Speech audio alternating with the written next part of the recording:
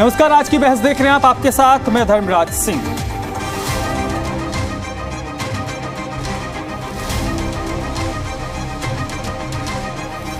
रामलीला मैदान में हुई कांग्रेस की रैली के दौरान वोट चोर गद्दी छोड़ नारे की गूंज के साथ एक और विवादित नारेबाजी ने ऐसा बवाल पैदा किया कि सड़क से संसद तक घमासान ही छिड़ गया।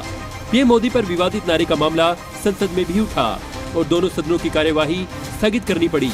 संसदीय कार्य मंत्री किरण रिजिजू ने कहा कि कांग्रेस पार्टी के अध्यक्ष और नेता प्रतिपक्ष को देश से माफी मांगनी चाहिए। 2014 में हमारे एक सांसद निरंजन ज्योति ने गलत शब्द विपक्ष के नेताओं को लेकर इस्तेमाल किया था, लेकिन प्रधानमंत्री ने उनसे सदन में माफी मांगने को कहा और उन्होंने माफी मांगी। कांग्रेस पार्टी के अध्यक्ष और कांग्रेस पार्टी के नेता प्रतिपक्ष पार्लियामेंट में देश के लोगों से माफी मांगना चाहिए। आप सबको याद होगा 2014 में हमारे एक सांसद निरंजन ज्योति जी ने एक गलत शब्द इस्तेमाल किया था विपक्ष के नेताओं के ऊपर। तुरंत प्रधानमंत्री जी ने उनसे पार्लियामेंट में माफ़ी मांगने के लिए कहा और उन्होंने माफ़ी मांगी थी। लोकतंत्र में भाषा किस स्तर का हो, ये हम सब अच्छी तरह से समझना चाहिए। बीजेपी सांसद योगेंद्र चंदोलिया ने कहा कि पहले बिहार में पीएम मोदी की मां को गाली दी गई थी, उसके बाद 5 सीट कांग्रेस को मिली। उन्होंने कहा कि कांग्रेस कुछ किराए के लोग लाकर ऐसी भाषा बुलवाती है। वोट चोरी की है कांग्रेस के नेताओं ने। वोट चोरी उस दिन हुई थी जब देश के प्रधानमंत्री सरदार पटेल बनने वाले थे और बन गए थे जवाहरलाल नेहरू।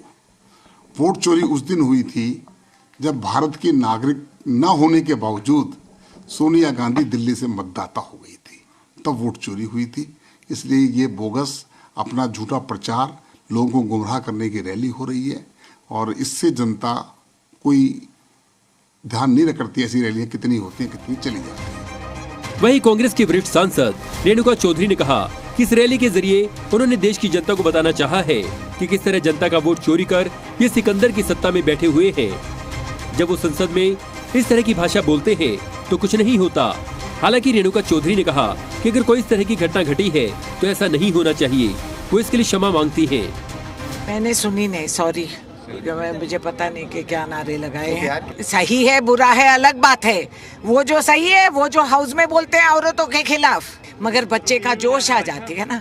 जब युवा में इतना फ्रस्ट्रेशन हो, बेरोजगार घूम रहे, नौकरियां नहीं है, शादियां नहीं हो रही क्योंकि नौकरी लगी नहीं है, तो बेरोजगार जब बच्चे घूमते हैं और झूठे उम्मीद ये सरकार देती रहते, गुस्से में बच्चे कह देते हैं, मगर ये कहना नहीं चाहिए। पीएम मोदी पर किए गए विवादित नारों की वजह से कांग्रेस की वोट चोर गद्दी छोड़ रैली विवादों में आ गई है।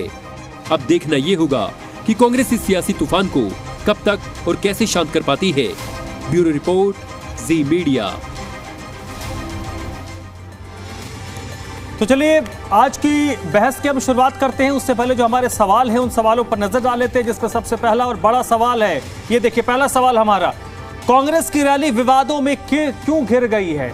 वोट चोरी का मामला होना चाहिए, लेकिन विवाद दूसरा ही हो गया। संसद में से सड़क तक आखिरकार कोहरा क्यों मचा है? दूसरा सवाल है। तीसरा सवाल, भड़काऊ नारेबाजी पर लगाम कब लगेगी? ये हमारे 3 प्रश्न हैं और आज की बहस में इन्हीं 3 सवालों के इर्द गिर्द हम चर्चा करेंगे कि आखिरकार क्यों कार्यकर्ता बेलगाम हो जाते हैं। इस प्रकार की जो टिप्पणियां हैं उनको कहां तक जायज ठहराया जा सकता है?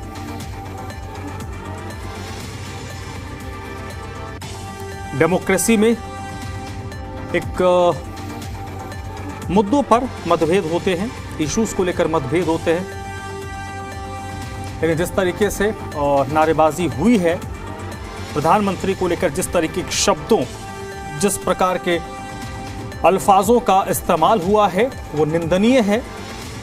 और ये सवाल बिल्कुल किसी भी पॉलिटिकल पार्टी से पूछा जाना चाहिए कि क्यों उनके रैली में, उनके कार्यक्रम में इस प्रकार की नारेबाजी हुई और कौन है ये वो कार्यकर्ता जो बेसिक एटिकेट्स जो पॉलिटिक्स के होते हैं उसको भूल चुके हैं। तो चलिए सीधे रुख कर लेते हैं अपने मेहमानों का जो इस वक्त इस चर्चा मेरे साथ जुड़े हैं। सबसे पहले उनसे आपका परिचय करवा देते हैं जो इस चर्चा में इस वक्त मेरे साथ जुड़े हैं।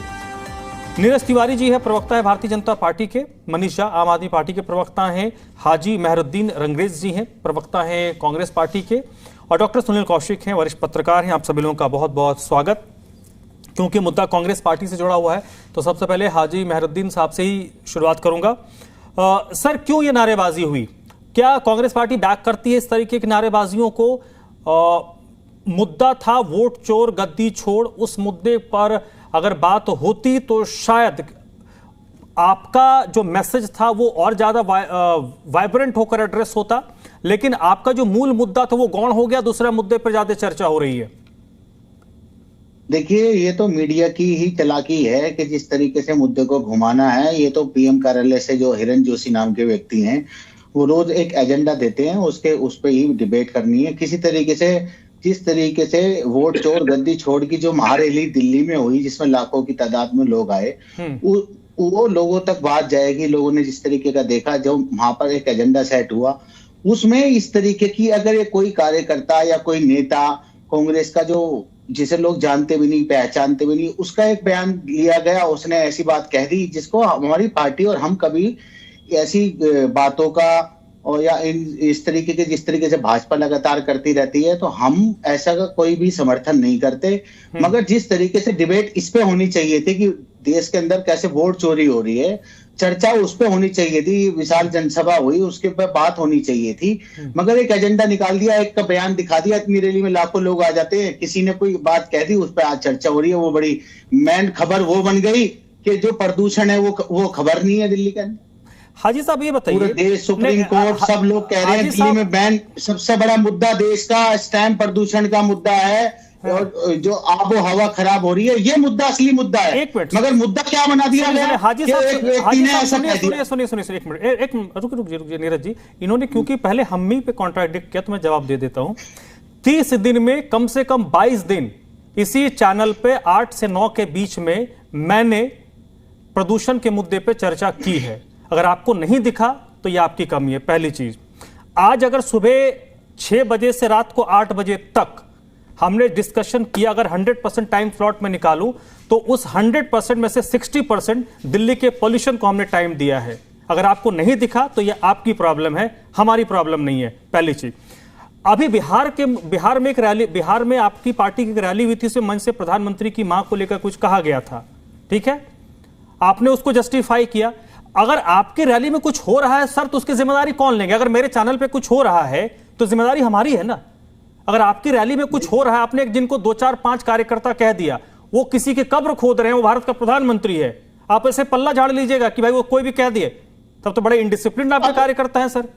आप ये देखिए, आप देखिए मैं क्या कह रहा हूं, इतने सारे लोग आए थे, अब उसमें कौन बीजेपी के लोग थे कौन लोग थे हमें नहीं पता। किसी व्यक्ति ने कहा, हमारे किसी नेता ने ऐसी बात कही हो तो हम उस बात को हम बात भी करते हो, बात की सारी चर्चा भी होती।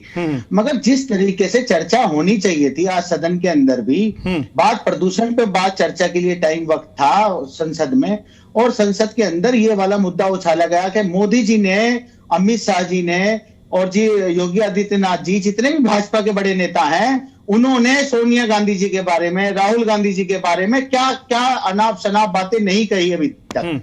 मैं टीवी पे उनकी बात भी नहीं करना चाहता, क्योंकि ऐसे घटिया बयान, और आप एक देश के नेता हैं, आप पूरे देश के 142 करोड़ के प्रधानमंत्री हैं, और आप जो है लगातार टारगेट करने का काम कर रहे हैं विपक्ष को। तो हमारा मानना साफ साफ ये है, प्रदूषण पे बात होनी चाहिए। क्या सरकार के पास नहीं, वो सर बिल्कुल, मैंने कहा ना हाजी साहब देखिए, विद रिस्पेक्ट, बात उस पर भी होनी चाहिए और बात इस पर भी होगी। अगर बीजेपी के, और आपने जिन जिन इश्यूज का जिक्र किया ना, उस पर खूब चर्चाएं हुई है, खूब डिबेट हुई है, सवाल भी उस पर पूछे गए हैं। नीरज जी कुछ रिस्पॉन्ड करना चाहते हैं? नीरज जी बोल लीजिए सर, फिर मैं आता हूं आपका। नीरज जी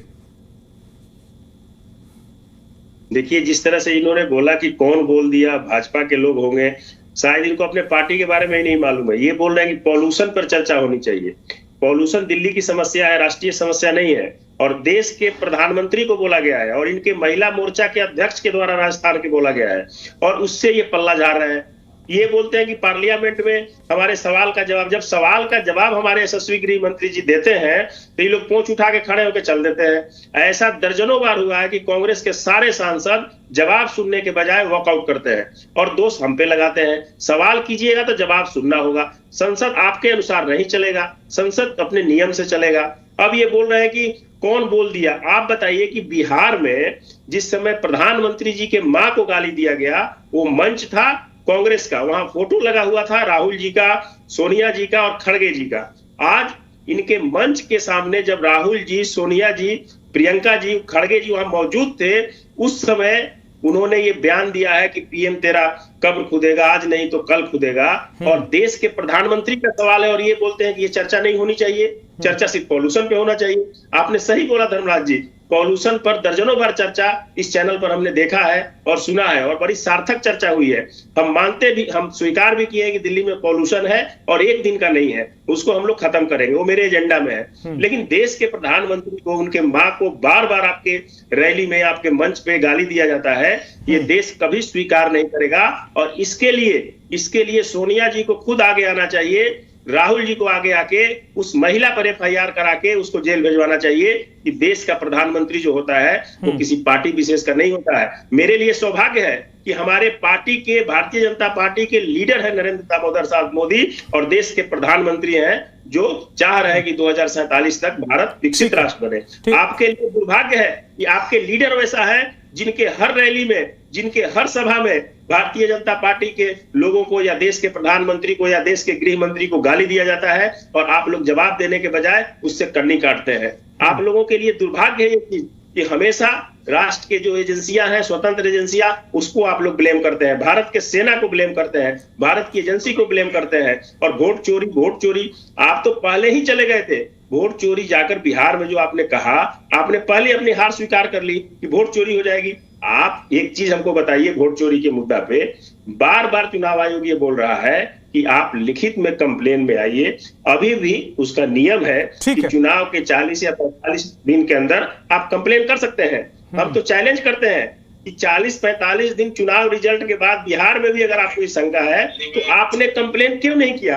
आप सिर्फ भटकाना चाहते हैं इस देश को और इस देश को नहीं चाहते हैं कि देश विकसित राष्ट्र बने और देश की एजेंसियां मजबूत हो। ये आपका एजेंडा है और ये एजेंडा कहां से चल रहा है, ये भारतीय जनता पार्टी का। ठीक है सर, मैं उस पे जाता ही नहीं हूं। मैं ये मानता हूं कि भारत के जो प्रधानमंत्री हैं वो मेरे भी हैं, नीरज तिवारी के भी हैं, मनीष झा के भी हैं और हाजी साहब के भी प्रधानमंत्री हैं। विचार भले आप मिल ना खाता हो, बिल्कुल आप डिफरेंट विचार उनसे रखते हो, लेकिन वो भारत के प्रधानमंत्री हैं, हमारे प्रधानमंत्री हैं। मनीष जी, मेरा सौभाग्य है कि हमारे पार्टी के लीडर हैं। हाँ ठीक है, आपको ज्यादा तकलीफ हो सकती है, विचार पे बात होगी तो आप खुल के बैठने की जगह हम कुछ नहीं बोल सकते हैं, बट जब भारत के प्रधानमंत्री पे कोई बात आएगी तो फिर वो मेरे से भी जुड़ा रहेगा, क्योंकि वो मेरे भी प्रधानमंत्री हैं, मुझे भी वो एक प्रधानमंत्री के तौर पर रिप्रेजेंट करते हैं। मनीष जी, क्या इस तरीके की सियासत में जगह होनी चाहिए? और एक राष्ट्रीय पार्टी का कार्यक्रम है और जो आपने सुना हाजी साहब को, जो उन्होंने तर्क रखा, आप उनके तर्क से सहमत थे जो उन्होंने पक्ष रखा इस पूरे? धर्मराज जी, आपको नमस्कार, सभी को नमस्कार। निसंदेह एक स्वस्थ लोकतंत्र में, एक डेमोक्रेसी में, अच्छे डेमोक्रेसी में, जहां पे भारत डेवलपिंग नेशन है, 142 करोड़ प्लस से ज्यादा जनसंख्या वाली देश है, ऐसे देश में कोई भी ऐसी टिप्पणी करे उसके लिए कहीं पे लोकतंत्र में, देश में, उसके लिए हम लोग जितना इसका विरोध कर सकते हैं, अपना विरोध जता सकते हैं, कहीं पे भी इसको स्थान नहीं देना चाहिए। ऐसा विरोधाभास और देश के प्रधानमंत्री के लिए हम लोग इसका मजबूत तरीके से विरोध करते हैं। हमारी पार्टी कभी भी इसको एंडोर्स नहीं करती है, हम लोग इसको पूरी तरीके से खारिज करते हैं। दूसरी बात हम ये बता सकते हैं कि देखिए, हम और आप विरोधी हो सकते हैं, एक मंच पे विरोधी हो सकते हैं, पार्टी लाइन पे विरोधी हो सकते हैं, मतभेद हो सकता है इश्यूज पे, लेकिन मनभेद नहीं होना चाहिए। मुद्दों पर विरोध हो सकता है परंतु दुश्मनी नहीं होनी चाहिए। आप मुद्दों पर विरोध करिए। जिस कांग्रेस की रैली थी, अच्छी बात है, वोट चोरी का मुद्दा वो देश में उठा रहे थे, लेकिन अगर उनके कोई नेता या कोई कार्यकर्ता अगर ऐसा बात उठाता है तो कम से कम उनके नेताओं को आके प्रेस कॉन्फ्रेंस करके ऐसी बात को खारिज करनी चाहिए। देश के प्रधानमंत्री हैं, 140 करोड़ देशवासियों के प्रधानमंत्री हैं। हमारी पार्टी इसको कभी भी एंडोर्स नहीं करती है, हम लोग इसको कहीं भी जगह नहीं देते। दूसरी बात देखिए, ताली कभी भी एक हाथ से नहीं बजती है। इसके पहले अभी मैंने आपके चैनल पे सुन रहा था और मैंने देखा भी, भारतीय जनता पार्टी के माननीय सांसदगण बता रहे थे कि किस प्रकार से 2014 में भारतीय जनता पार्टी के एक सांसद ने 2014 में कुछ कांग्रेस के एक नेता के खिलाफ टिप्पणी कर दी थी। बाद में प्रधानमंत्री जी के हस्तक्षेप के बाद उनको माफी मांगनी चाहिए थे। तो ठीक है, अच्छी बात है, लेकिन आपने देखा होगा कि 2014 में भी विदुड़ी जी जब साउथ दिल्ली से वो सांसद थे, उन्होंने किस प्रकार से घटियापन और लो मानसिकता वाला शब्दों का इस्तेमाल किया था। मैं बताना नहीं बोलना, 24 में मैं बोलना, सॉरी 2024 में मैं उसको दोहराना नहीं चाहता हूं, लेकिन कभी कभी प्रधानमंत्री जी भी और भारतीय जनता पार्टी के जो सर्वश्रेष्ठ नेता हैं, देखिए प्रधानमंत्री जी जब भी कोई शब्द बोलते हैं, हमारे लिए भी आदर है, हमारे लिए प्रधानमंत्री है। मैं आपकी बात से पूरी तरीके से सहमत हूं, हम सभी के पूरे देशवासियों के प्रधानमंत्री हैं, और जब वो बात बोलते हैं तो लोग उनके बातों को ध्यान देते हैं और लोग सुनते हैं, गंभीरता से लेते हैं। लेकिन जब प्रधानमंत्री खड़े होकर कुछ ओछी टिप्पणी करते हैं कांग्रेस के जो सोनिया गांधी के खिलाफ, आपने देखा किस प्रकार से उन्होंने 50 करोड़ की गर्लफ्रेंड, 100 करोड़ की गर्लफ्रेंड, इस प्रकार से टिप्पणी उन्होंने की, और भी कई सारे शब्द हैं, मैं दोहराना नहीं चाहता हूं। तो देखिए, ये कहीं ना कहीं राजनीति में एक अच्छी जगह इसको नहीं देना चाहिए। आप देखते हैं कि जब संसद में कार्रवाई होता है और गलती से कोई शब्द निकल जाता है तो उसको आउट ऑफ द रिमार्क्स रखा जाता है उसको। तो इस प्रकार से ठीक है, आपको अगर कोई माफी मांग ले आके, अगर किसी कार्यकर्ता ने रैली में बोल दिया है और सीनियर लीडर आके उस पर अपनी टिप्पणी खेद व्यक्त कर दे, तो उस पार्टी की छवि कमजोर नहीं हो जाती है। आप अपने जिस मुद्दों को लेकर आगे बढ़े उसको और पुरजोर तरीके से रख सकते हैं, देश में अच्छा मैसेज दे सकते हैं। कोई भी पार्टी देखिए डिसिप्लिन से चलेगी, कोई भी पार्टी डिसिप्लिन से चल सकती है। आप मुद्दों की लड़ाई लड़िए, आप मुद्दों की लड़ाई लड़िए, लेकिन किसी पर ओछी टिप्पणी नहीं होनी चाहिए। कांग्रेस जिस मैसेज को लेकर आगे बढ़ना चाहती थी इस रैली के जरिए, वो डाइल्यूट हो गया, और डाइल्यूट कांग्रेस पार्टी कह सकती है कि हम जैसे लोगों ने किया, लेकिन मेरा यह मानना है कि वहां से अगर कुछ भी होता है, अगर 5-7 लोग ही, और जैसा उन्होंने बता दिया कि राजस्थान की महिला कांग्रेस के कार्यकर्ता हैं, तो वो आप उसको डाइल्यूट नहीं कर सकते, उसको आप खारिज नहीं कर सकते। देखिए, जिम्मेदारी तय होनी चाहिए, चाहे वो कार्यकर्ता हो, आपका ब्लॉक अध्यक्ष हो या कोई भी हो, जिम्मेदारी तय करनी चाहिए। और जिम्मेदारी किसकी है? जिम्मेदारी आप अगर भीड़ को कॉल करते हैं, आप अगर भीड़ को कॉल करते हैं तो उस भीड़ में जो कुछ भी होगा उसकी जिम्मेदारी जो आयोजन करता है उनकी बनेगी, किसी भी तरीके की। डॉक्टर सुनील कौशिक, जो बात मनीष जी ने कहा ना, मैं उसी को एक्सटेंड करता हूं। देखिए, क्षरण तो हर चीज में हो रहा है, और जिम्मेदारी जवाबदेही की उन्होंने बात की दोनों तरफ से। पूर्व में भी इस तरीके के बयानात दिए गए जो नहीं दिए जाने चाहिए थे, लेकिन इधर कुछ दिनों से अगर हम देखें, पिछले साल 2-3 साल में अगर हम देखें तो पर्टिकुलरली, और ये कांग्रेस का जो, जितना मैं कांग्रेस के कुछ लोगों को जानता हूं, उनके जो जमीनी नेता हैं, ये सोशल मीडिया वाले नेता नहीं, या फिर जिनके पास अपने मोहल्ले का ही वोट नहीं है, उन नेताओं की बात नहीं कर रहा हूं। जो धरातल पर नेता है, जिनका जिला या राज्य स्तर पे लोग, जिनको अपना नाम नहीं बताना पड़ता होगा कि मैं कौन हूं हाथ मिलाने के लिए, उन नेताओं का भी ये मानना है कि प्राइम मिनिस्टर पर व्यक्तिगत टिप्पणी आपको भारी पड़ी है और भविष्य में भारी पड़ेगी। लेकिन कांग्रेस पार्टी उस चीज को समझ नहीं रही है।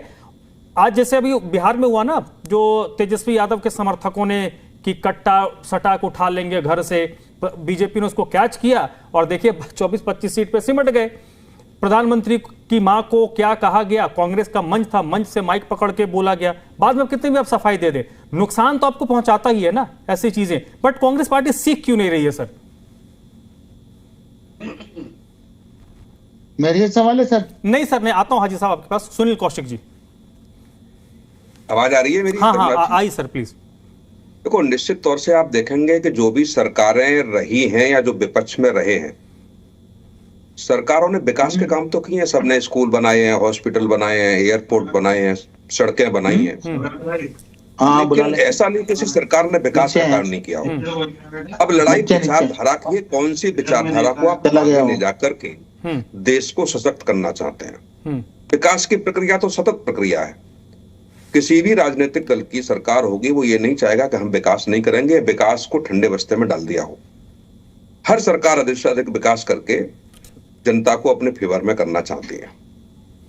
लेकिन कुछ दिनों से मैं देख रहा हूं कि अब सड़कों पर जो लड़ाई है वो एक विचारधारा की लड़ाई है, जिस विचारधारा को बरसों से दबाया गया। आप देखिए, कांग्रेस के एक बड़े नेता ये कह दें कि जो भारतीय जनता पार्टी को वोट करता है वो राक्षस है, इसका मतलब क्या है? कोई छोटे मोटे नेता नहीं है, वो बड़े नेता थे। और पहली बार नहीं कहा गया कि कब्र खोद देंगे, ये पहली बार घटना नहीं है। पूर्व में भी कहा गया, पूर्व में भी ये बात कही गई। और वो जयपुर शहर की पार्टी की जिलाध्यक्ष हैं, मंजुलता। हाँ। कोई कार्यकर्ता भी नहीं है, जिलाध्यक्ष। और वो जिलाध्यक्ष ऐसी नहीं है कल बनाई गई है, वो 1 दशक से ज्यादा से जिलाध्यक्ष है, वो 10 साल से ज्यादा की जिलाध्यक्ष है वो। यदि वो आकर के ये कहें और पार्टी का कोई नेता मानने के लिए तैयार नहीं हो, तो जब नहीं सुनेंगे तो जनता फिर वोट के माध्यम से जवाब देती है। जितना भी कल मैंने रैली सुनी, वो रैली जनता के पक्ष में नहीं थी, वो रैली टारगेट कर रही थी कुछ लोगों को व्यक्तिगत रूप से।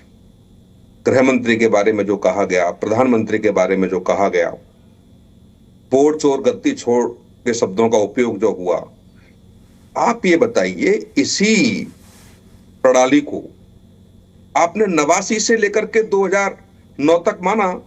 2009 तक आप इसके पक्ष में खड़े रहे ईवीएम के में, और 2009 के बाद आप 2014 में जब बहुमत से ज्यादा की सरकार आती है तो आप विरोध में खड़े हो जाते हैं। क्या भाजपा के नेताओं ने आरोप नहीं लगाया? क्या भाजपा के नेताओं ने किताब नहीं लिखी? क्या 2002 में जब पूर्ण रूप से 3 राज्यों में उसको टेस्ट के लिए रखा गया तो तमाम लोगों ने विरोध किया, कांग्रेस खड़ी रही। और उसी ईवीएम से 2004 और 2019 का चुनाव जीत करके भी कांग्रेस ने सरकार बनाई। और उस समय मैं देख रहा हूं केवल बदला हुआ कि नेता विपक्ष में कांग्रेस भारतीय जनता पार्टी थी और सत्ता पक्ष में कांग्रेस थी, सिर्फ यही था स्ट्रक्चर और कुछ नहीं था। वो विरोध करते थे, ये लोग पक्ष लेते थे। आज अचानक ऐसा क्या आ गया कि आपने ऐसे शब्दों का उपयोग किया? आप जानते हैं अंतरराष्ट्रीय स्तर पर इन शब्दों का मतलब देख रहे हैं, विद्रोह हो रहा है, सड़कों पर लोग उतरे हुए हैं, सरकारें पलट दी, राष्ट्रपति भवन, प्रधानमंत्री भवन घेर लिए गए, लोगों को भागना पड़ा वहां से। आप एक माहौल ऐसा क्रिएट करना चाहते हैं इस देश में, ये सिद्ध करना चाहते हैं कि वो लोकतंत्र की सरकार नहीं है, वो लोगों के द्वारा चुनी हुई सरकार नहीं है, डाका डाल के सरकार बनी है। ऐसे लोकतंत्र मजबूत होगा। 2013 से बिहार में आपका राजनीतिक संगठन नहीं खड़ा। 2013 में जो जिलाध्यक्ष, ब्लॉक अध्यक्ष, बूथ अध्यक्ष थे वो 2025 में भी हैं। इस पर आप विचार विमर्श नहीं करेंगे। 2017 के बाद बिहार में प्रदेश कार्य समिति का गठन नहीं हुआ, केवल प्रदेश प्रभारी और प्रदेश अध्यक्ष बदले गए। उत्तर प्रदेश में आप देखिए प्रदेश प्रभारी, प्रदेश अध्यक्ष बदले जा रहे हैं। आपको जहां कार्य करना चाहिए था लोकतंत्र को सशक्त करने के लिए, आप वहां नहीं कर रहे। आपने 2019 के लोकसभा चुनाव में जो पत्र लिखा, इस्तीफा दिया, अपनी पार्टी के नेताओं पर आरोप लगाए थे, क्या वो दूर हो गई समस्याएं?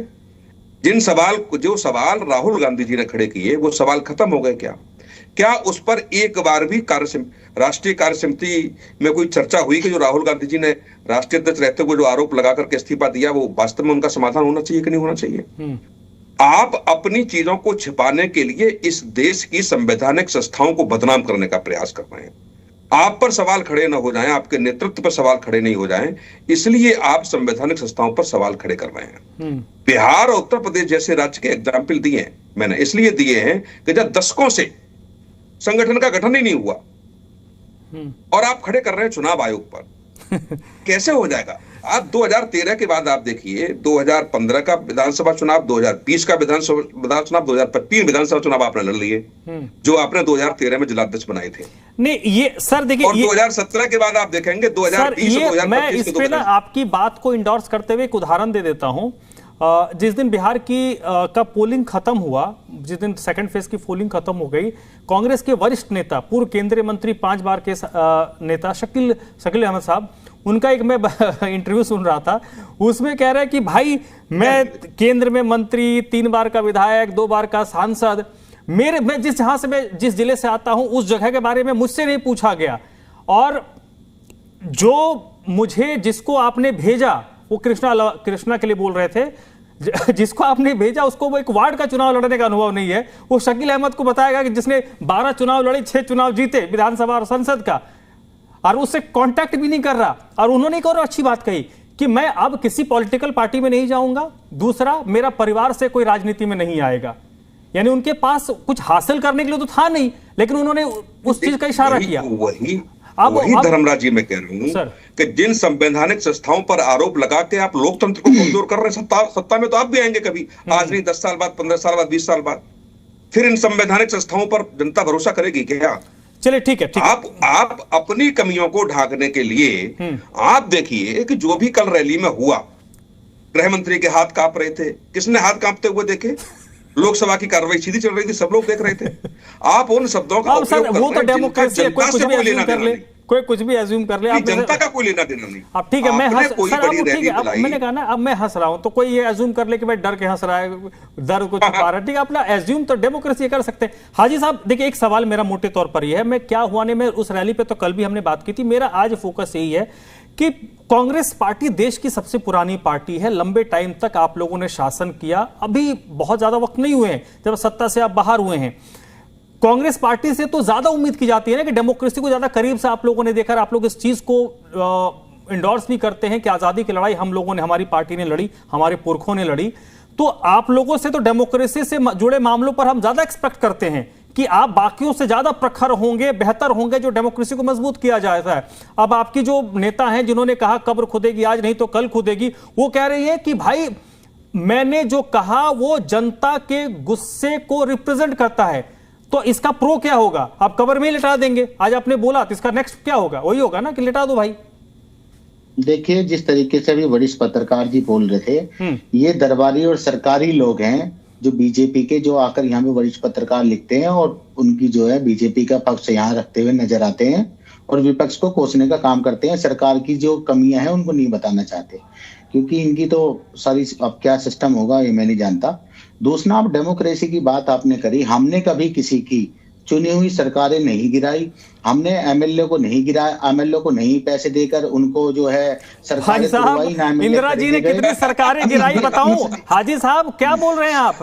इंदिरा जी ने कितनी सरकारें गिराई बताऊं? गिनती करवाऊं? नहीं, आप तो मैं क्या कह रहा हूं, आप मेरी बात ही पूरी नहीं समझना चाह रहे। देखिए, वो भी हंसने लगे क्योंकि आप जो है ना, यही सिखा के भेजा जाता है बस कि केवल आप व्यक्तिगत टिप्पणी कीजिए, आपके पास सवालों के जवाब नहीं होते। ये जो वरिष्ठ पत्रकार है, इनकी तो दुकान चल रही है भाई, इन्हें तो पैसे मिल रहे हैं भाई साहब बीजेपी की तरफ से। दिलवा दो सर, नहीं मिलता आप ही दिलवा दो। कांग्रेस को सोच के इन्होंने जो है आज ये हाल कर दिया कि आज पत्रकारों की, सम्मानी लोगों की नजरों में से चला गया। आज गोदी मीडिया जो कह रहे हैं लोग, वो इसी बुनियाद पे कह रहे हैं कि ऐसे लोग हैं जिन्हें कहा जाता है ये कलगी है, व्यक्तिगत टिप्पणी न करे। इसको अभी पता नहीं कि कांग्रेस में जितनी मेरी जड़ें हैं उसकी तुम्हारी 10% भी नहीं होगी। हाँ ठीक है, वो अरे सर अब बोल ले बहुत। सुनिए, अगर आपकी ये जड़ होती है तो आपकी मानसिकता सुना मेरे सुना अरे सर, आप पैसे के लिए, सुनिए, आप पैसे के लिए आप कांग्रेस की पैसे देने शुरू कर दो, हमारी 2013 से बिहार का गठन नहीं हुआ, उस पर आप टिप्पणी नहीं करेंगे। जहाँ से आपको लिफाफा मिलता है वहाँ की बात करना शुरू कर देते हैं, टिप्पणी नहीं करेंगे आप। एक मिनट हाजी साहब देखिए, हाजी साहब देखिए, हल्की बातें नहीं, अगर आपको जो वरिष्ठ पत्रकार हैं उनके बारे में कुछ प्रमाण है, ये सर्टिफिकेट मत बांटिए। कौन, देखिए मुझे भी 17-18 साल इंडस्ट्री में हो गए, मैंने भी बहुत सारी सरकारें देखी हैं, तो मुझे पता है कब क्या होता था नहीं होता था। मैं कोई ऐसा कोई कल का अंडे से निकला हुआ नहीं हूं, 2007-8 से मैं हूं इस इंडस्ट्री, मुझे पता है। अगर आपको उनके बारे में कुछ पुख्ता है तो पुख्ता बताइए, गोदी मीडिया मत बोलिए। ये गोदी मीडिया सर सब हकीकत हमें पता है, इसलिए तो रहने दीजिए उसको। आप लोग बोलते हैं अच्छी बात है, बोल के पार हो जाइए, ठहरिए मत उस पर। अच्छा, अभी दूसरी बात, एक बात बहुत सारी हो रही थी कि बीजेपी लगातार चुनाव क्यों जीत रही है। मैं इनसे पूछना चाहता हूं, इन्होंने जो 2014 का चुनाव में और उसके बाद 19 में 24 में जो इन्होंने मैनिफेस्टो जारी किया था, उस पर कितना काम किया इन्होंने? कितने साल के, एक साल में 2 करोड़ लोगों को रोजगार देंगे, कितनी स्मार्ट सिटी बनाएंगे, एम्स बनाएंगे, क्या हुआ उन बातों का? ये सामाजिक ध्रुवीकरण करके भाजपा लगातार हिंदू भाइयों का, हमारे हिंदू, इन्हें चुप रहिए, खामोश रहिए, ये हमारे हिंदू भाइयों का जो तुष्टीकरण की राजनीति है, जो डरा के राजनीति की जा रही है आज देश में, 15 करोड़ मुसलमान से 100 करोड़ हिंदू भाइयों को डराकर जो राजनीति हो रही है, और जिस तरीके से घुसपैठियों के नाम पे राजनीति हो रही है, किसी तरीके से मुसलमान की दाढ़ी के ऊपर राजनीति हो रही है, मुसलमानों के मस्जिद मंदिर के नाम पे राजनीति हो रही है, कपड़ों से पहचानने की बात हो रही है। मैं पूछना चाहता हूं, काम के बिहाफ पे आप एक काम बताइए कि हमने ये काम किया, इस वजह से हमें वोट दीजिए। क्यों चुनाव में नीरज, मैं आपको मौका दूंगा। एक मिनट सर, एक मिनट में आता हूं हाजी साहब के पास। आपके जो सवाल है उसका मैं बहुत संक्षेप में जवाब दूंगा। एक बड़ी अपडेट नहीं, आप मत दीजिए, बीजेपी के प्रवक्ता हैं यहाँ पे, वो दे देंगे। मैं सवाल पूछूंगा सर, मुझे सर्टिफिकेट मत दीजिए हाजी साहब, प्लीज। सर्टिफिकेट नहीं चाहिए मुझे। मैं दे रहा हूँ। एक मिनट में, नहीं नीरज, मेरा सवाल रुक जाइए। हाँ, आप दे दीजिए। हाँ, एक मिनट नीरज, रुक जाइए। कांग्रेस पार्टी की जो रैली हुई है, उस रैली को लेकर लगातार प्रतिक्रियाएं आ रही हैं। तो कांग्रेस की इस रैली पर हरियाणा के कैबिनेट के मंत्री हैं अनिल विज, जिन्होंने प्रधानमंत्री के खिलाफ जो बयानबाजी हुई उस पर विज ने कहा कि ये कांग्रेस के गिरते हुए स्तर का प्रदर्शन है। निराश और हताश लोग ऐसी बातें करते हैं, थके हुए और हारे हुए लोग इस प्रकार की बातें करते हैं। ये हरियाणा के कैबिनेट मंत्री अनिल विज, और अपनी बयानों को लेकर ये काफी सुर्खियों में रहते हैं। हरियाणा के बाहर भी अपने बयानों को लेकर काफी चर्चा में रहते हैं। वरिष्ठ बीजेपी के नेता हैं हरियाणा के, वर्तमान में कैबिनेट में मंत्री हैं।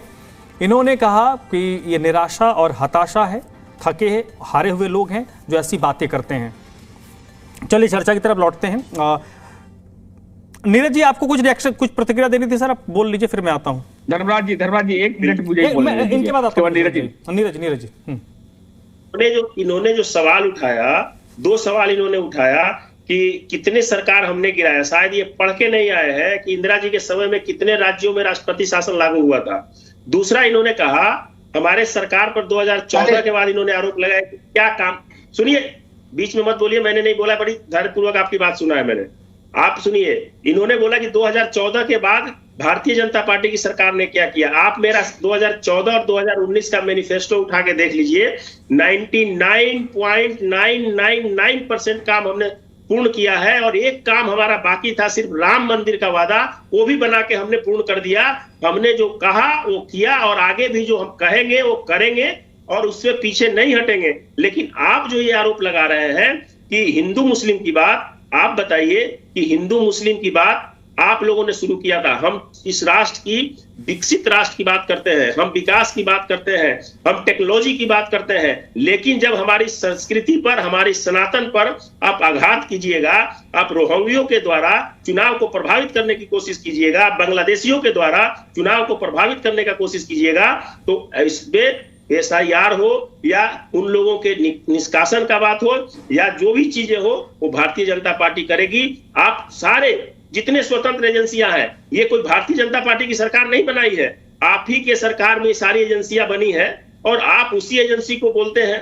कि एजेंसियां गलत है, CBI गलत है, चुनाव आयोग गलत है, रक्षा मंत्रालय गलत है, गृह मंत्रालय गलत है, भारतीय सेना गलत है। अरे सब गलत है, तो एक आप ही सही हैं जो विदेशी एजेंडा चलाना चाहते हैं यहाँ पर, और देश की संस्कृति को खत्म करना चाहते हैं। आप समझ लीजिए इस चीज को कि देश की जनता जग चुकी है, और देश की जनता जान चुकी है कि आपका एजेंडा क्या है और आप भारत के साथ करना क्या चाहते हैं। इसलिए आपकी ये दशा और दिशा हो रहा है। आप अपने चाल चरित्र को अगर नहीं संभालिएगा, आप बोल रहे हैं कि भीड़ में कौन बोल दिया।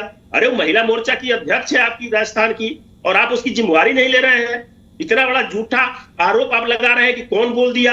आपके राहुल जी को FIR करवाना चाहिए उस महिला पर, तत्काल निष्कासित करना चाहिए और उसको जेल भेजवाना चाहिए। अगर सच्चे में वो राजनेता हैं और अपने चीजों को और इस संस्कृति को मानते हैं, तो देश के प्रधानमंत्री। हाजी साहब को जल्दी, मैं मनीष जी के पास जाऊंगा। ठीक है, हाजी साहब कुछ बोलना चाहते हैं। हाजी साहब प्लीज। मैं बताना चाह रहा हूँ, लाखों की भीड़ आई थी, आपने एक बयान दिखाया सिर्फ। वहां पर जो लोग आए थे उन्होंने सबने यही बात कही। बाहर मीडिया वाले बहुत सारे थे, मैं भी उसी पैनल में था, मीडिया वाले डिपार्टमेंट में ही। वहां पर जो लोगों ने कहा कि कैसे वोट चोरी हो रही है, कैसे 5 करोड़ लोगों ने बाकायदा साइन अपने हस्ताक्षर किए कि हमारी किस तरीके से पूरे देश से मंगाई गई थी, मगर उन पर चर्चा नहीं होनी चाहिए, वो मीडिया नहीं दिखाएगी। हाँ, उसका अगर एक किसी महिला ने, कोई जो कि हमारी कार्यकर्ता भी नहीं है, अगर कोई उस जिलाध्यक्ष है सर, उस जिलाध्यक्ष हैं, कोई ऑथेंटिक नहीं है सर, ये गलत बात है। आप प्रमाण मत दीजिए सर उस बात का। नहीं, जिलाध्यक्ष नहीं है वो बयान है सर, बयान है, वो रिकॉर्ड है, वीडियो है सर। सुनिए मेरी बात, पहले मेरी बात सुनिए सर। आपने उन 1 लाख लोगों की बात क्यों नहीं दिखाई टीवी पे? किसने कहा नहीं दिखाया? हाजी साहब रोज आया करो यार, आप किसने कहा नहीं दिखाया? जो महंगाई की बात कर रहे हैं, उनकी बात क्यों नहीं दिखाते मीडिया वाले? एक मिनट मैं बताता हूँ आपकी प्रॉब्लम में। हाजी साहब मैं आपकी प्रॉब्लम बताता हूँ, सुनिए, आपकी एक प्रॉब्लम बताता हूँ, सुनिए। कांग्रेस के साथ दिक्कत सर क्या है? मेरी प्रॉब्लम मत जानिए सर, आप अपनी प्रॉब्लम देखिए सर, हमारी प्रॉब्लम मत आपने देखिए। गिनवा दिया ना, आपने हमारी प्रॉब्लम गिनवाई ना, तो मैं भी तो आपकी प्रॉब्लम गिनवाऊंगा। मल्लिका, देश की जनता और जो हमारे व्यूवर इस वक्त देख रहे हैं उनको एक कहानी बताता हूं, असली किस्सा है, 30 सेकंड में। मल्लिकार्जुन खड़गे कांग्रेस के राष्ट्रीय अध्यक्ष बनते हैं, और जब वो राष्ट्रीय अध्यक्ष बनते हैं उसके बाद जो रंगरेज साहब के जैसे जो टीवी में प्रवक्ता आते हैं, मीडिया पैनलिस्ट आते हैं, उसकी उन्होंने एक बैठक बुलाई कि भाई साहब आओ। उन्होंने बैठक बुलाया, खड़गे साहब, रंगरेज साहब पता कर लीजिएगा, 1.5-2 साल पुराना मसला है। उन्होंने बैठक बुलाई, उन्होंने प्रवक्ताओं को और मीडिया पैनलिस्ट को कहा कि भाई एंकरों से क्यों लड़ते हो, एंकरों से झगड़ा लड़ना है, बीजेपी वालों से लड़ो। सब पैनलिस्ट ने, जो प्रवक्ता है, सबने माना जी सर, जी सर, जी सर, ठीक है। उसके कुछ दिनों के बाद ही एक सुचर्चित प्रेस कॉन्फ्रेंस होती है, उसमें देश के एक वरिष्ठ पत्रकार होते हैं, बड़े टीवी पत्रकार हैं, जिनकी लीनियंसी मानी जाती है कांग्रेस पार्टी की तरफ है। कांग्रेस के पूर्व अध्यक्ष, वर्तमान लोकसभा में एलओपी, उन्होंने उनकी इज्जत उतार दी। एक रिपोर्टर जो 10-12 साल से कांग्रेस बीट कवर करता है, उसकी उन्होंने वहां उतार दी। ये तो अब जब वो ऐसा हो रहा है तो क्यों हो रहा है मैं समझ सकता हूं। आप तो हम पे मत आइए ना सर, उधर नीरज तिवारी, मनीष झा, इनसे लड़ लीजिए, क्या दिक्कत है। आप हम पे आइए, हम पे मत बोलिए। हमें पता है सर, मैंने कहा 17-18 साल मुझे हो गए, तो मुझे पता है बहुत सारी हकीकत नहीं बोलते नहीं है। मनीष जी बोलिए। दूसरा एक मिनट मुझे बोलने दीजिए। मनीष जी बोलेंगे। साहब मुझे 30 सेकंड बस, 30 सेकंड मुझे दे दीजिए। और मैं सिर्फ यही बोलना चाहूंगा कि देखिए, इस तरीके का स्पीच से, इस तरीके के भाषा से पार्टी का स्तर गिरता है और कोई भी इंडोर्स नहीं करता है। खासकर हमारी पार्टी तो हम लोग इसको बिल्कुल विरोध करते हैं, लेकिन दूसरी तरफ सिक्के के देखिए 2 पहलू है। दूसरी तरफ मैं आपके जो अभी पत्रकार साहब हैं और भारतीय जनता पार्टी के प्रवक्ता, उनसे यह भी जानना चाहता हूं कि ठीक है, इनकी पार्टी का कार्रवाई करेगी नहीं करेगी, अब कांग्रेस पार्टी का अंदरूनी मामला है, लेकिन जब देश के प्रधानमंत्री, राष्ट्रीय नेता, सर्वमान्य नेता, जब भारतीय जनता पार्टी के देश के प्रधानमंत्री हैं, जब वो इस प्रकार की टिप्पणी करते हैं कि 50 करोड़ की गर्लफ्रेंड देखा है, दुधारू गाय, अन्य तरीके की चीजें, तो उस पर कौन कार्रवाई करेगा। देखिए, कभी भी फैसला एक तरफा नहीं हो सकता है। तो ठीक है, इस पे कांग्रेस कार्रवाई करेगी नहीं करेगी, तो वो जैसा करेंगे वैसा भर रहे हैं, लेकिन भारतीय जनता पार्टी पे कार्रवाई कौन करेगा जब राष्ट्रीय नेता इस प्रकार की टिप्पणी करते हैं। आपने देखा था कि दिल्ली का जब इलेक्शन हो रहा था, प्रकार से दिल्ली के मुख्यमंत्री उस टाइम थे अरविंद केजरीवाल जी, उन पर भी गलत आरोप लगाया गया था, टिप्पणी की गई थी, अर्बन नक्सली वगैरह वगैरह, लेकिन उन पे कौन टिप्पणी करेगा। तो कहीं ना कहीं देखिए, अगर ये हेट स्पीच पे, अगर इन सब भाषाओं पे अगर लगाम नहीं लगाएगा, सुप्रीम कोर्ट अगर तवज्जो नहीं लेगा, तो कहीं ना कहीं राजनीति का स्तर गिरेगा और हम देखेंगे कि लोगों का विश्वास जो है लोकतंत्र से कहीं ना कहीं विश्वास कम होता है। इस प्रकार का भाषा का उपयोग किसी के प्रति, चाहे वो भारतीय जनता पार्टी के नेता हो, चाहे वो कांग्रेस के नेता हो, किसी के प्रति नहीं, व्यक्तिगत टिप्पणी नहीं होनी चाहिए। आप मुद्दों की लड़ाई लड़िए, नहीं होनी चाहिए, लेकिन मैं समझता हूं सर, सारे मुद्दे हैं और इस वक्त देश में जो है बहुत सारे मुद्दे हैं सर, मैं समझता हूं, देखो मनीष जी, उनको उठाना चाहिए। लेकिन प्रॉब्लम ये है ना सर कि जब पार्टी के टॉप लीडरशिप के हिसाब से बीजेपी में मोदी जी, अमित शाह जो कह देंगे वो नीचे के लाए लोग पकड़ेंगे, इसमें कोई इफ एंड बट नहीं है। आपने देखिए ना सर, अभी अमित शाह जी ने किस प्रकार से टिप्पणी किया था संसद में, हाँ। आप सब लोगों ने देखा। क्या इस प्रकार का चीजों को आप एंडोर्स करते हैं? क्या लोग एंडोर्स करेंगे? नहीं, मैंने कहा ना, दो क्षरण चारों हर तरफ हुआ है और जिस वक्त जो बातें आई उसकी खूब चर्चा हुई है, उसकी लानत मलानत भी हुई है। एक प्रश्न है सुनील कौशिक जी, मुझे याद है अभी 2-3 दिन नहीं, 7-10 दिन हो रहे होंगे, आप ही आए थे, आपने कुछ ऐसी बातें कही थी जो बीजेपी के खिलाफ थी। उस वक्त बीजेपी प्रदूषण का ही मसला था या रेखा गुप्ता सरकार के कामकाज का कोई इशू था, आपने बीजेपी के खिलाफ बोला था, रेखा जी के खिलाफ बोला था। उस वक्त आम आदमी पार्टी कांग्रेस वाले बहुत खुश थे कि भाई ये रेखा गुप्ता जी को रगड़ रहा है, ठीक है। आज कांग्रेस के खिलाफ बोल दिया तो गोदी पत्रकार हो गए। ये बड़ी एक मैं समझ नहीं पाता हूं कि एक धर्मराज जी, मनीष भाई मैं आता हूं। मैंने कहा ना कि वो चीजें बिल्कुल खत्म हो गई कि आप अपने आसपास वैसे लोगों को रखना, हमारे यहाँ शास्त्रों में कहा गया कि निंदक नियरे राखिए, वो कॉन्सेप्ट खत्म हो रहा है कि भाई निंदक रखना ही नहीं है, कि आओ तो गोली मारो भाई को, साइड करो, सुनना है अच्छी बातें सुननी है। सुनील कौशिक जी आता नीरज जी, देखो 2022 में जब उत्तर प्रदेश में चुनाव था, तो हम लोग ये कह रहे थे कि भारतीय जनता पार्टी नहीं आ रही है और भारतीय जनता पार्टी की स्थिति बहुत खराब है, समाजवादी पार्टी बहुत मजबूती से चुनाव लड़ रही है। अग्री। एक भी भाजपा के प्रवक्ता ने आरोप नहीं लगाया और उन्होंने अपनी रणनीति को बदला। तो ये लोग कुछ कह रहे हैं तो कुछ तो सच्चाई होगी, और रणनीति को बदल करके चाहे मामूली लेकिन वो चुनाव जीते। अब जब प्रवक्ता कुछ भी कहें, आप ये बताइए हमको आपको सुन के जब इनका कार्यकर्ता गली मोहल्ले में भारतीय जनता पार्टी के कार्यकर्ता से भिड़ता होगा तो क्या जवाब देगा? इन्हीं की तरह जवाब देगा तो जैसे जवाब ये देते हैं। और जब जवाब वो नहीं दे पाएगा तो फिर भारतीय जनता पार्टी के पक्ष में वोट हो जाएगा वो। आप ऐसे तार्किक शब्दों का उपयोग नहीं करते या तार्किक आपके पास जवाब नहीं है कि आपको सुन के आपका समर्थक भी चाय की दुकान पे, पान की दुकान पे भारतीय जनता पार्टी के वोटर को भी जवाब दे सके। ये दिक्कत आ रही है। आप हमसे कुछ भी कह लीजिए, आपके सर्टिफिकेट से थोड़ी कुछ होना है, आपसे कुछ कह लो, कोई फर्क नहीं पड़ने वाला। जो है सच वो सच है, वो सच छुप नहीं जाएगा। आप ये बताइए कि मैंने कौन सी गलत बात कह दी? कौन सी गलत बात? मैंने कहा 2013 से बिहार में आपका संगठन तैयार नहीं हुआ, ये आपकी जिम्मेदारी नहीं बनती कि आप ऊपर बात पहुंचाएं, या ऊपर वालों को नहीं पता। 2017 से प्रदेश कार्यकारिणी का गठन नहीं हुआ पूरी तरीके से, केवल प्रदेश अध्यक्ष, प्रदेश प्रभारी बदले गए हैं। लोकसभा के चुनाव में राहुल गांधी ने खुद महसूस किया कि उनके बड़े नेता अपने पुत्रों को जिताने के लिए क्या क्या कर रहे थे और कहीं वो ध्यान ही नहीं दे रहे थे। तो ये सब कहने की बातें है ना, आप समझेंगे तो जवाब वहां पार्टी लाइन में देंगे। ठीक है सर। लेकिन आप वहां हिम्मत कर ही नहीं पा रहे हैं। हम लोगों को गाली देने से आप सत्ता में आ जाओ तो रोज 100 गाली दे दो हमें कोई आपत्ति नहीं। ठीक है, सत्ता में आ जाइए आप। हाँ सब ठीक है। अब हम तो क्या होते हैं, वो 2 वैक्सीन के बाद एक्स्ट्रा वैक्सीन में लग गया, कोई फर्क नहीं पड़ेगा। नीरज जी हमारे बात के जवाब दे दीजिएगा। नीरज जी जल्दी से, समय नहीं है सर, जल्दी से।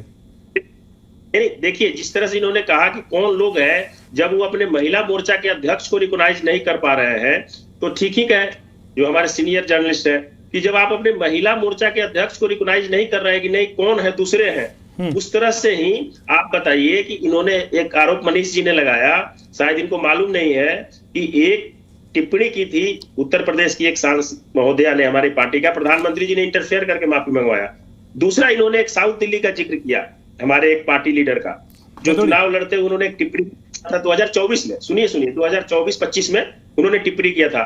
विधिवत दिल्ली प्रदेश अध्यक्ष ने उनको कारण बताओ नोटिस जारी किया गया था। ये कोई, मैं ऐसे नहीं बोल रहा हूं, आप कहेंगे तो मैं दिखा दूंगा, लेकिन ये पार्टी की इंटरनल मामला होता है। इसलिए भारतीय जनता पार्टी को संस्कार, संस्कृति और राष्ट्रवाद आप नहीं सिखा सकते हैं। क्या कार्रवाई किया भाई? चल रहे हैं, हम भी तो समझे क्या कार्रवाई किया आपने?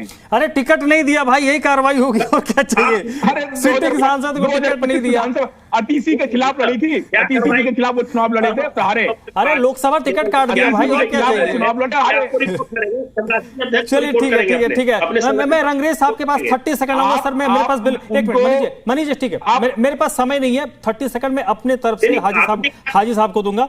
हाजी साहब, मेरा सीधा प्रश्न यही है सर, कांग्रेस की से क्योंकि इशू जुड़ा हुआ है, ये इश्यूज हैं, आप भले ऑन रिकॉर्ड ना मानिए, लेकिन आपको क्या लगता है कि ऐसे मामलों पर कांग्रेस को ज्यादा विजिलेंट हो जाना चाहिए, जैसे बिहार में हुआ, फिर दिल्ली में हो गया, क्योंकि आपका जो मूल इशू है, जो आपका कोर है, जिसको आप टारगेट करना चाहते हो, वो डाइवर्ट हो जाता है ऐसी चीजों से? देखिए, ये तो बीजेपी की लगातार प्लानिंग रहती है। हम मुद्दों की बात करते हैं, वो हिंदू मुसलमान की बात करते हैं। हम महंगाई पे सवाल पूछते हैं, वो हिंदू मुसलमान की बात, कपड़ों से पहचानने की बात करते हैं।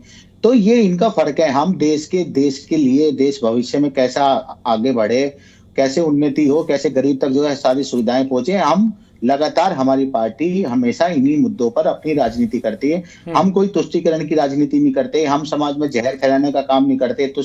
हम सिर्फ मुद्दों की राजनीति करते हैं और हम करते रहेंगे। हमें तो ये भी कहा गया था कि कांग्रेस मुक्त पूरा देश हो जाएगा, आज भी नहीं सर, और मैंने हमेशा कहा कि कांग्रेस मुक्त भारत नहीं होगा और होना भी नहीं चाहिए। ये भी मैंने हर बार कहा, आज आपके साथ मैं जोड़ देता हूं, ऐसा होगा भी नहीं और ऐसा होना भी नहीं चाहिए, क्योंकि एक पक्षीय दल नहीं हो सकता। और इस वक्त बीजेपी के सामने अगर देश में कोई राष्ट्रीय स्तर पर कोई अगर ऑप्शन मुझे दिखता है, देश को दिखता है, तो कांग्रेस पार्टी है, जिसका जम्मू कश्मीर से लेकर केरल तक और गुजरात से लेकर अरुणाचल तक कैडर है।